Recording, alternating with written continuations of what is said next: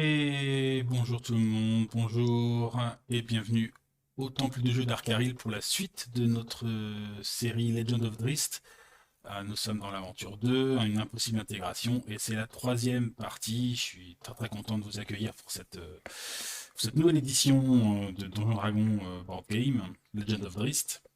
Euh, on est dans une aventure donc personnelle, enfin personnelle, création perso, qui donc suit l'histoire de Drizzt comme on peut la lire dans les romans ou les comic books. Je rappelle que certaines illustrations donc, sont tirées de ce comics-là, euh, Terre Promise, puisque ça se passe à ce moment-là dans le récit. Et voilà, et donc pour l'instant, Drizzt est aux prises avec le boss. Le boss du jeu, qui est donc le Barghest, qui s'est transformé, ça y est, en loup, et alors qu'il a des capacités particulières. Alors, j'ai réduit un peu les capacités du Barghest, puisqu'il faut que ça reste réalisable, c'est une aventure solo, donc là, les caractéristiques que j'avais étaient pour un combat en groupe, hein. Donc là, le Barghest, il a 6 points de vie, et il a 14 de classe d'armure, ce qui est déjà pas mal. Sachant qu'en plus, les tours où il n'est pas blessé, il régénère de 1 point de vie, hein. Donc il ne faut pas trop le lâcher, sinon il récupère tous ses points de vie. Euh, j'ai récupéré un pouvoir quotidien en plus pour le passage au niveau 2 du rôdeur, donc c'est frappe jumelle, hein, qui me permet d'attaquer un monstre sur une case adjacente, puis un autre monstre sur une autre case adjacente, donc avec chaque fois 2 dégâts. C'est une version un peu boostée du double cimetière. Donc voilà.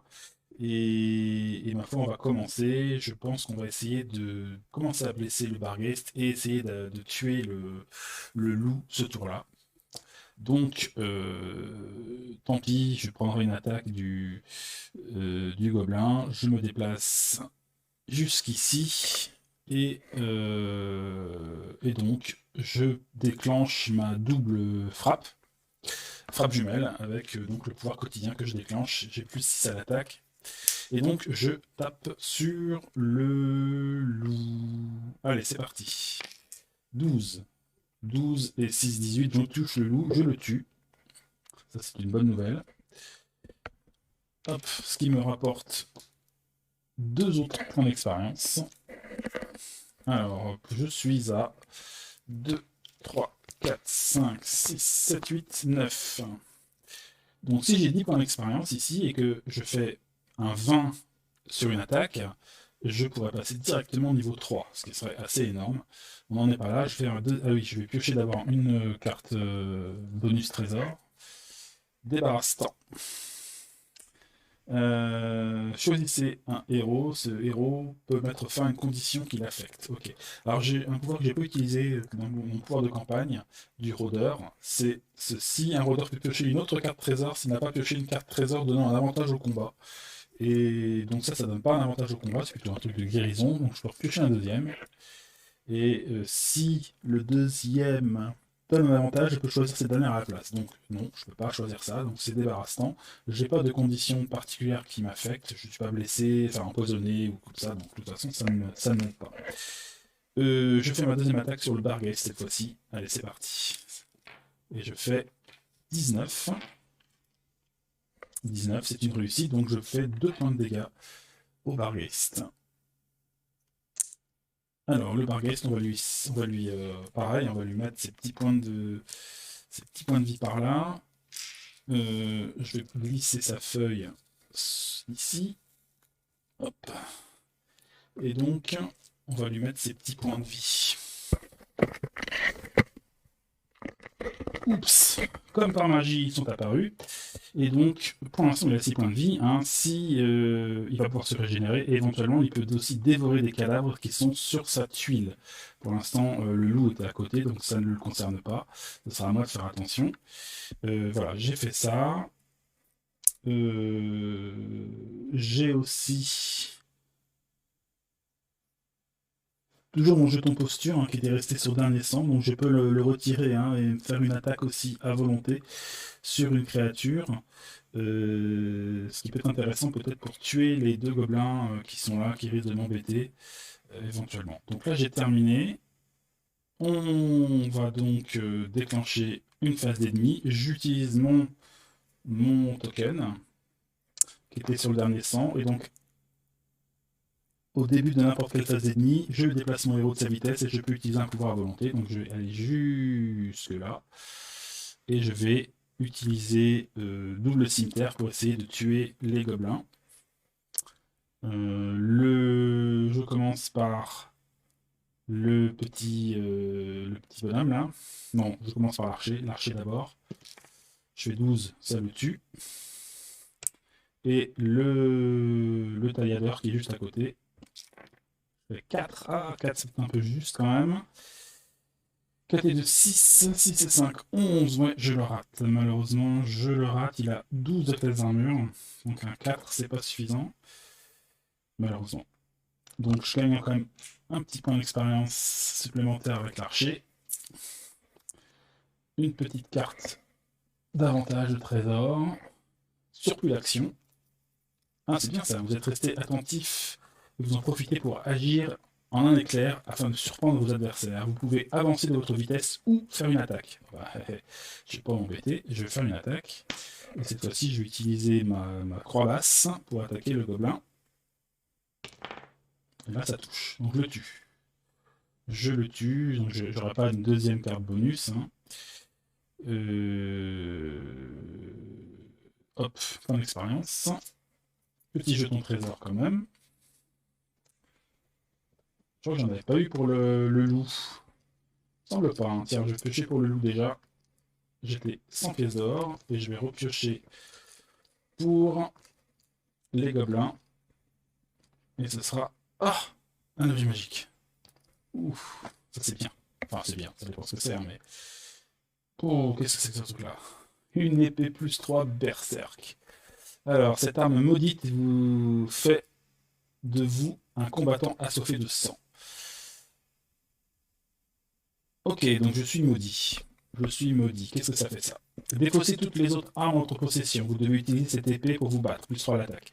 Vous devez vous déplacer pour venir à côté d'un ennemi au préalable. Tant qu'un ennemi est présent à une tuile ou moins de vous, vous devez vous en occuper. S'il n'y a plus d'ennemis sur votre tuile, tous les autres héros sur la tuile prennent un dégât. D'accord, ok. Donc je deviens fou de combat. Alors c'est une malédiction, mais quelque part ça va peut-être m'arranger. Donc je défausse les autres armes. J'ai pas d'autres armes en ma possession. Si, le bâton des éléments.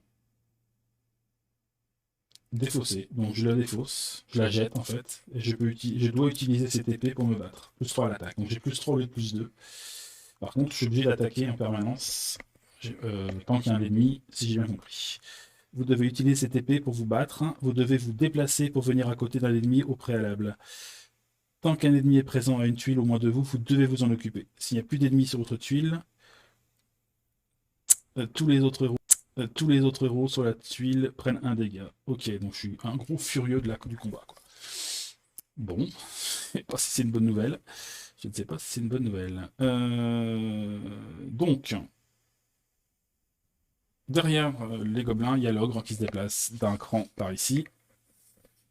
Puis, nous avons le Barghest. Le Barghest est à une tuile ou moins d'un héros, donc il lance un sort de désespoir foudroyant et s'éloigne comme sur la première tactique. Donc il s'éloigne d'une tuile vers la tuile avec le plus de créatures. Donc il se décale d'une tuile en arrière. Pof. Et il m'a fait une attaque de désespoir, donc c'est une attaque plus 8. Et si ça touche, je suis ralenti et j'ai un malus de moins 2 lors de ma prochaine activation à mon attaque. Ça serait bien qu'il ne me touche pas. Il me touche, donc je suis ralenti, ça c'est pas une bonne nouvelle. C'est pas une bonne nouvelle du tout. Donc je suis slow. Et j'ai moins 2 à l'attaque. Il faudrait que je me rappelle, j'ai pas de marqueur spécialement pour ça. D'accord.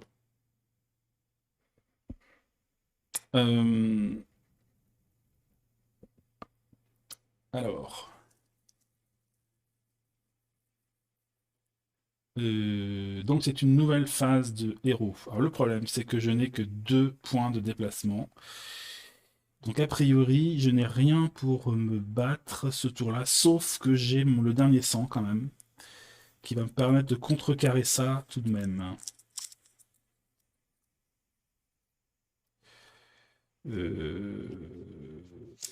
Ici, tant qu'un ennemi est présent à une tuile ou moins, vous devez vous en occuper. Donc là, il est pas, je suis pas obligé d'aller l'attaquer, hein. Je peux faire autre chose si je veux. Malheureusement, de toute façon, j'ai pas grand-chose de plus à faire que essayer de le détruire. Surtout que ce tour-là, il faut absolument que je frappe avant qu'il ne frappe. Donc, je vais... Peu importe, en fait. Je vais avancer. Je vais avancer. Et puis c'est tout. En fait, par contre, à la place d'attaquer, je vais... Puisque je ne peux pas attaquer... Mais d'accord, hein, je peux pas attaquer, j'ai pas avancé jusque-là, j'aimerais bien, mais je ne peux pas. Donc je mets mon token de dernier sang. Hein, donc ça se passe là. Hop. Qui va permettre au début de la phase ennemie de me déplacer à nouveau et d'attaquer. Le slow, je le perds, hein, puisque ça se défausse à la fin de la phase de héros. Donc ça, c'est viré. Et donc phase d'ennemi, et directement, je défausse mon token, et donc ce qui me permet de me déplacer, de faire une attaque sur la créature avec un pouvoir à pouvoir volonté. Alors je vais utiliser croix basse, ça me donne un bonus de plus 6. J'attaque avec ça. 7 et 6, 13. 13 et 3, hein, parce que je vous rappelle que j'ai ça. Hein. Ça touche le bargaze, donc je lui fais un dégât. Voilà. Ça lui de jouer, donc il est adjacent à moi, donc il va m'attaquer avec une morsure à plus 6. Ah, il fait 4. 4, il me rate. Puis l'ogre se déplace d'une tuile vers moi. Heureusement, il n'est pas très rapide, cet ogre. Et on passe à un nouveau tour. Et là, les amis, je suis en mesure de l'achever. Il lui reste 3 points de vie. J'ai mon draw solitaire qui peut faire 3 attaques, 3 points de dégâts. Donc c'est ça que je vais faire. Donc c'est une nouvelle phase de héros. Et je l'attaque avec draw solitaire. Donc j'ai plus 6 à l'attaque. Allez, plus 6, plus 3, plus avec le berserk là. J'ai plus 9. Allez, c'est parti. Faut pas que je le rate. Hop. Et je fais 14. Ce qui touche. Je lui mets 3 points de dégâts. 1, 2 et 3. Donc le Bargeist tombe. Le Bargeist est mort. Idiot! Je vais te tuer, guerrier Draw, puis je dévorerai ta force vitale pour atteindre ma maturité. Je vais... Oh. À la mort de Kempfana, Drist se précipita à la rescousse de sa panthère. Il était épuisé et doutait de pouvoir terrasser un deuxième Barghest de suite. Arrivé à l'extérieur, il vit la pauvre Genweaver aux prises avec un loup Barghest énorme. Elle était au bord de la mort. Et alors que la créature maudite sauta sur la panthère, Drist annula son invocation, libérant son ami très cher et provoquant ainsi par la même occasion la mort de l'immense Barghest qui trouva sa fin au fond d'un ravin. Les humains étant vengés, Drist n'avait plus rien à faire par ici. Il savait qu'il serait pourchassé par tous ceux qui le prenaient pour un assassin. Sa condition de Draw était comme une preuve en soi de sa prétendue nature maléfique. Il quitta donc la région, s'enfonçant toujours plus loin dans les terres du nord de Féer. Donc bah voilà, le scénario se termine sur une victoire. Finalement, je pensais pas. Bon, j'avais réduit un peu les points de vie du Barghest, ça me semblait plus logique. Peut-être que j'ai trop baissé, je ne sais pas. Bon, enfin bon, on est encore en phase de réglage. Je trouvais qu'en personnage, en ennemi solo, c'était un peu balèze, avec ses pouvoirs de régénération et le fait qu'il peut bouffer les cadavres. Alors après, il n'y en a pas eu sous sa tuile. Drist, heureusement, est un héros quand même très très costaud. Son pouvoir de dernier sang est vraiment très balèze. Ça lui a permis de contrecarrer le ralentissement du sort du Bargeist. Donc, bon, voilà. Euh,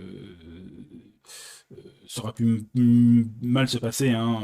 J'ai eu de la chance à certains moments, moments clés, ce qui m'a permis notamment de glaner pas mal de points d'expérience pour monter de niveau.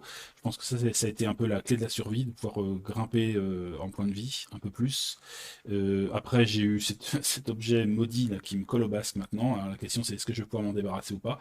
Oui, on peut s'en débarrasser. Ça coûte soit 5 points d'expérience, soit 500 pièces d'or pour se faire démaudir. Mais le problème, c'est que comme j'ai défaussé mon bâton des éléments, bah, j'aurai plus d'armes, enfin j'aurai plus de bonus.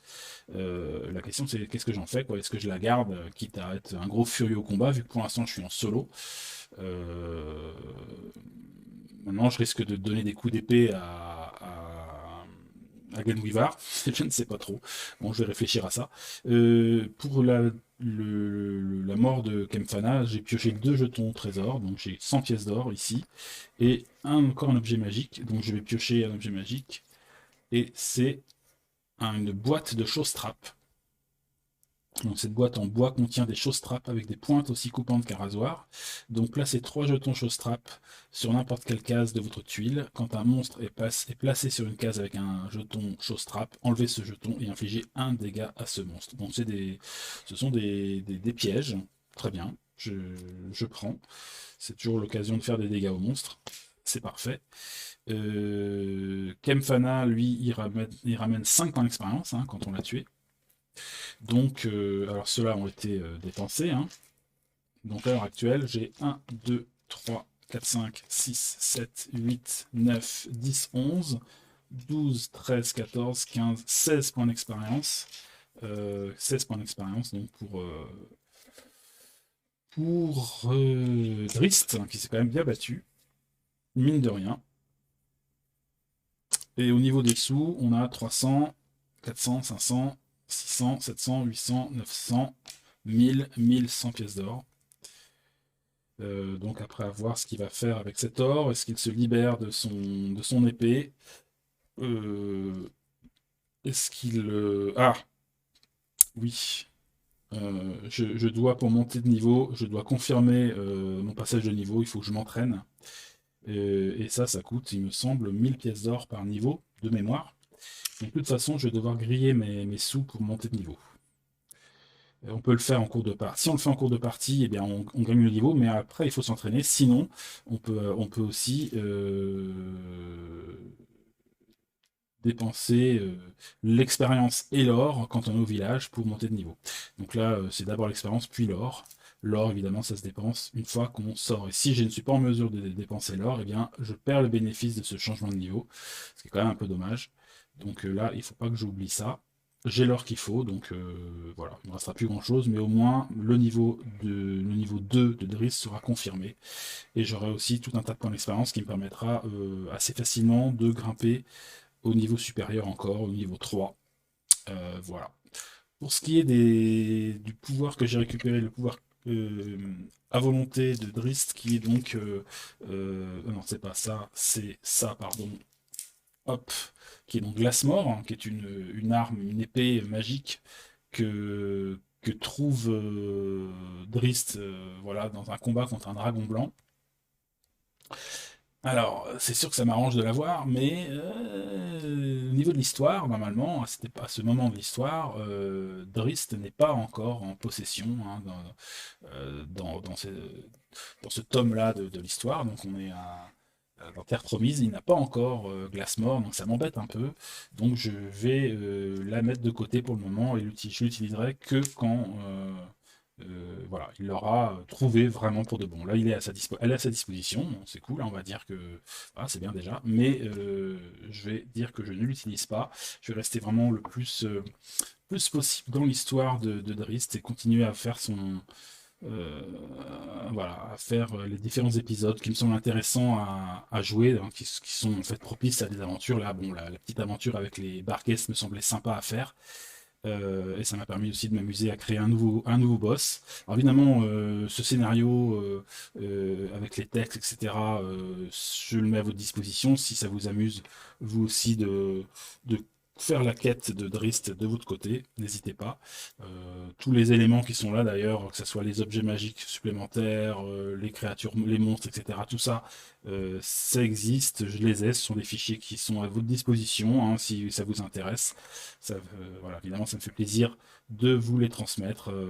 Voilà, si vous voulez vous aussi développer votre plaisir de jeu avec ce jeu-là de Dungeon Dragon, Legend of Drizzt notamment, et sachant que tous ces composants sont compatibles avec les autres jeux, bien entendu.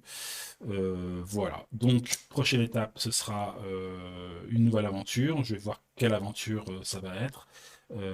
Et puis avant une phase dite de village où Drizzt va s'entraîner pour confirmer son niveau, voir ce qu'il lui reste en argent, voir s'il peut acheter quelque chose, est-ce qu'il se débarrasse, et s'il peut se débarrasser de l'épée, est-ce qu'il le fait, etc., etc. Nous verrons ça donc une prochaine fois. Et pour le moment, eh bien, on va s'arrêter là, évidemment, après cette belle victoire de Drizzt Do'Urden. Voilà, je me suis bien amusé à écrire, à préparer ce scénario.